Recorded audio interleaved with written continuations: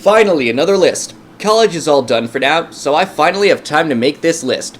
Today's topic, hype. When it comes to the gaming industry, or really any industry, when a release has a lot of promise for whatever reason, be it the past success of previous entries in the series, or just the creator showing off how cool it is, the release generates hype. This has been known to be a double-edged sword, as it can increase the excitement when the release happens, or increase expectations to the point of the release only resulting in disappointment. Especially if the thing is not all it's cracked up to be. It could either be a God of War 4 or a No Man's Sky. Naturally, this applies to Dreams as well, but in a different way. As with any community of user-created content, there is a much broader spectrum of quality than in the real world. At least, usually. So when a creation does receive a following, it's usually because it manages to stand out for one reason or another amidst the ocean of crap. This video is going to be about the creations that stood out to me the most. As such, I'm going to try to mention at least a few creations with not as much buzz around them. Also, the creation doesn't have to be finished as long as it excites me to try it out. Also, no creations that have been featured in previous lists, so no Dreams Horizon and no Mimeo Prophecy. With all that said, let's get started. Let's start off with the reason most of you clicked on the video, the Aang project, now called Avatar: Rise of the Phoenix King. This fan game started as one man's endeavor to create a definitive Avatar: The Last Airbender video game upon realizing that one did not exist, which later evolved into a huge project supported en masse by the fan base of the original series, even extending to those outside of the Dreamiverse, which happened to rocket the creator Elca Gaming to over 100,000 subs on his YouTube channel so he can work on the project as a full-time job, generating ad revenue from time lapses he makes as the project goes along. He's gotten interviews with IGN and the voice actress of one of the main characters from the show shouting him out on a live stream. Oof, that's a lot of hype. So how does the game itself hold up? Well, it's a 3D platformer that involves the player using different bending abilities to traverse the levels, fight enemies, and solve puzzles. Elca has also said it's going to be a Metroidvania where you unlock different abilities as you go. We don't have much to see yet, but the abilities we have seen offer a lot in terms of combat and puzzle solving. In terms of set design, Elca has proven himself a master of detail. Not the best in this list, but certainly more than serviceable for a game like this. There's even mini-games based on penguin sledding and gliding, two of the most iconic actions from the show. Even with all the promise we have seen delivered on both as a fun game and as an adaptation of the cartoon, if what Elca has shown in his YouTube channel, link in the description, is any indication, we've only scratched the surface of this massive project. From one game based on an animated show to another, Naruto Shippuden Ultimate Ninjaverse, a game made in the same style as previous Naruto Shippuden games made by Shadow 124900, aka Synth-X. After getting inspired by Project Genesis' Dragon Ball video last year, Shadow managed to create the base mechanics for the combo system in 1 week. And he has only expanded on the concept since then. The animation and combo system are polished to absolute perfection for every character we have seen thus far. Not only that, but all of the characters play very differently. The combat as a whole also feels balanced thanks to the need to conserve chakra for more powerful attacks, and every attack being precisely animated and executed so it never conflicts with the physics engine or impedes the player. Thus, you never have a moment where you feel like you are not in control or can't dodge because the attack animation wasn't finished executing. There are apparently plans to make a campaign mode as you go to various locations fighting enemies, a versus mode for multiplayer, and more characters being added, including Kakashi, who is being worked on, as well as Synth-X's OC, and Deku from My Hero Academia as guest characters. I must admit I haven't seen or read Naruto, but this is the most anime game I have played in the Dreamiverse. There have been others, and I will get to them, but this is by far the most stylized, and I sincerely hope Shadow keeps it up. Our next entry may not be as well known, but has me intrigued nonetheless. Demon's Penance by Tomek Mrozinski, a puzzle game about a girl who has been cursed and has to play a demon's game in order to escape. Hands down the most visually polished game on this list, as not just a single visual from the game was enough to earn an MM pick. On top of that, it isn't even a painting, at least not completely, as we seem to have a model for the main character that's just as detailed and can move around. This game seems to have a much greater focus on story, with the bulk of the gameplay revolving around self-contained puzzles.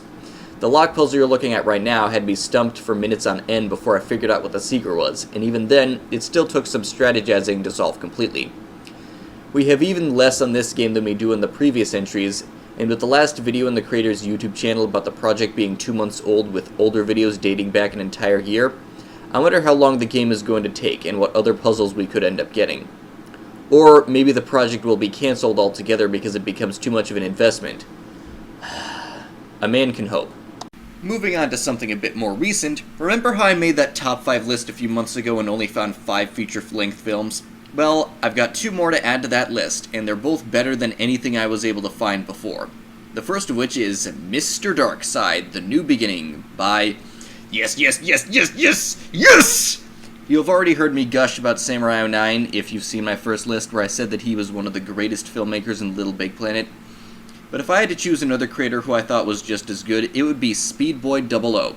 Primarily known on Little Big Planet for horror films, all featuring the character Mr. Darkside, and a quadrilogy of fantasy horror films about a zombie apocalypse, which also featured Mr. Darkside as the main villain. Speaking of which, spoilers for Fall of the Dead. Now, since Mr. Darkside canonically died at the end of the last film in the zombie apocalypse series, this film, according to Speedboy himself, takes place in an alternate universe separate from the original story. This film is instead about a veteran from war haunted by past experience from his time in service. One that is slowly convincing him to perform violent acts as the influence of the titular Mr. Darkside begins to show itself. The whole film has a very surreal tone to it, both in its visual and audio style. Very similar to Speedboy's older films. No spoilers for this film, obviously, but the ending is just as disturbing as you think. The whole thing is 43 minutes long, and it very much lives up to the hype. If you're into horror movies, or even if you're not into horror movies, I still recommend it.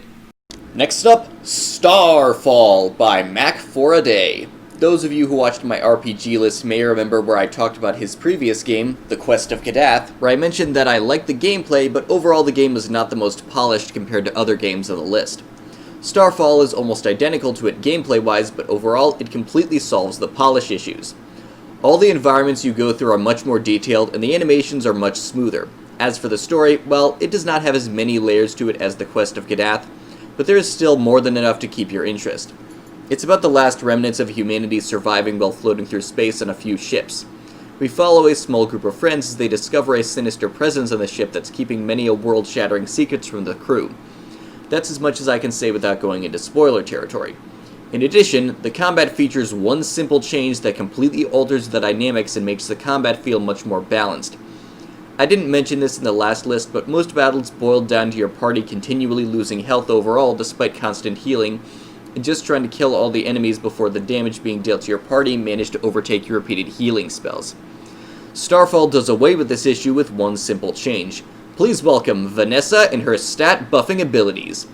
This doesn't seem like much of a change on paper, but over the course of my playthrough I noticed that the stat buffs gave an additional level of control that allowed me to maintain my party at a decent level of HP by me figuring out the best approach to each encounter, thus making the gameplay more dynamic and dependent on player skill rather than an endurance test. Regardless, this is a game that was just finished and actually turned out just as good as I expected. If you're into RPGs or just want a complete experience, check it out. I highly recommend it. Next up is more horror. I swear I'm not a fan of this genre in movies or games. The previous entry and Mr. Darkside and the video I just put out in Sereno are the exception to the rule. Regardless, Impound by Trickmaster is definitely worth your time. Unlike Sereno, the character you play as is actually kind of creepy. Aside from the eyes, there's also this. Yep, that's your only method of fighting the enemies in this game. Let them catch you, break free, and blast them with light that you produce by screaming. It's like the whole thing has to be disturbing. Though that mechanic does fit with the game's story, as according to this thing, in order to escape from this nightmare, you need to face it and find your strength. Just like Sereno, however, the game is very atmospheric.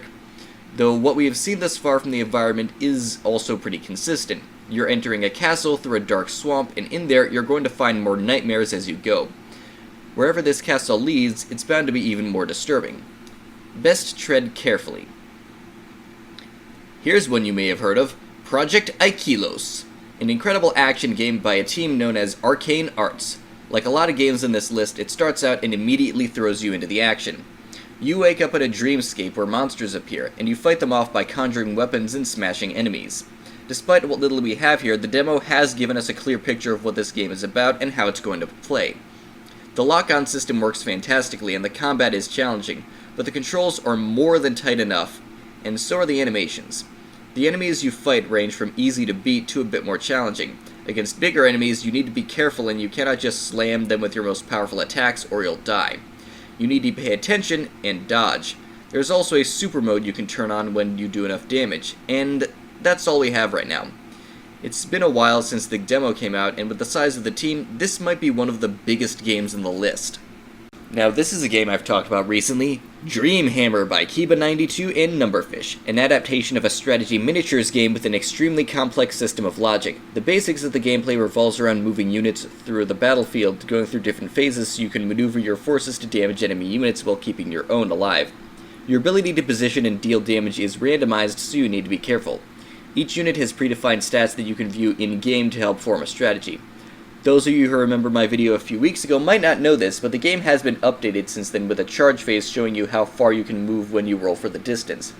I don't have any knowledge of Warhammer lore or gameplay, but I'm still fascinated by the potential of this game, and I can't wait until we get the first official map.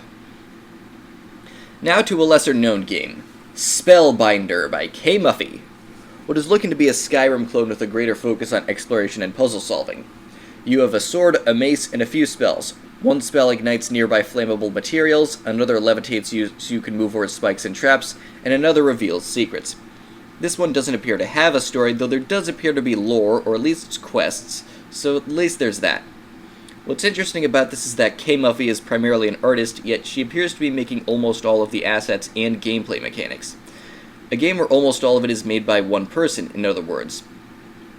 There are a few indie games like that in the industry, so this one could make for a fun experience. Finally, we have the second film I said I would add to the aforementioned list, Rabbit and Boy by Cybersheep Film, a short 13-minute film about a rabbit man whose son is killed by humans and later meets a human boy. They are both understandably conflicted about seeing one another. The two must then learn to trust each other to survive in this harsh world. I can't say much else about the story without spoiling anything because it's relatively short. The animation, on the other hand, is incredible. I said in a comment on Sonic's Sympathy's upload to his channel, link in the description, that the animation was Pixar-level quality. While that is a bit of an exaggeration as there are a few cuts in the keyframes, for the most part, I was serious. Pixar short was the literal first thought I had when I finished watching it. It's just way more gruesome. And that extends to the characters as well. The rabbit and the boy have no dialogue for most of the film, yet they are extremely well defined. Their personalities are just conveyed through the animations.